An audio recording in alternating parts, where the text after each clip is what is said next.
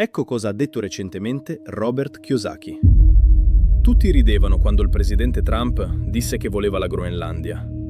Ora non ride più nessuno. Ecco il vero motivo. Non è mai stato per il ghiaccio. Non è mai stato per le 60.000 persone che ci vivono. Non era nemmeno davvero per le terre rare. Era per qualcosa di cui la maggior parte delle persone non ha mai sentito parlare. Si chiama il varco Juk.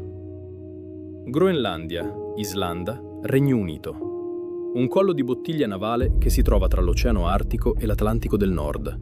Il passaggio attraverso cui qualsiasi nave, qualsiasi sottomarino, qualsiasi vascello militare che viaggi dall'Artico verso il resto del mondo è costretto a transitare. Chi controlla la Groenlandia controlla quel varco. E chi controlla quel varco controlla il futuro del commercio marittimo globale. Ecco perché questo conta adesso. L'Artico si sta sciogliendo, rapidamente. Il ghiaccio marino artico si riduce del 13% ogni decennio. La rotta artica, che collega l'Asia all'Europa attraverso l'Oceano Artico, è del 40% più breve rispetto alla rotta del canale di Suez. Il 30% più veloce nei tempi di transito. Entro il 2030 si prevede che quella rotta aumenterà i volumi commerciali tra Asia ed Europa dal 5% al 10%. I ricercatori stimano che entro il 2030 fino al 4,7% di tutto il commercio mondiale, circa 2/3 del traffico attuale del canale di Suez, potrebbe essere reindirizzato attraverso l'Artico. Pensate a cosa significa. Il canale di Suez, la rotta marittima più trafficata della Terra, scavato negli anni 60 dell'Ottocento, potrebbe perdere 2/3 del suo traffico a favore di una rotta che appena un decennio fa quasi non esisteva. E la Groenlandia si trova esattamente all'imbocco di quella rotta. La Cina si è già autoproclamata Stato quasi artico nel 2018.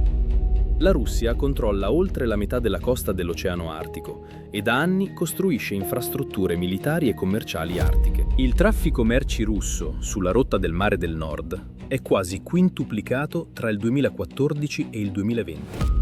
Puntano a 193 milioni di tonnellate di cargo artico entro il 2030. Trump ha osservato tutto questo e ha deciso che l'America doveva possedere quel varco, non solo avervi accesso. Ha ragione? Il Belfer Center di Harvard ha definito la Groenlandia il perno geostrategico che connette l'Artico, il Nord America e l'Europa.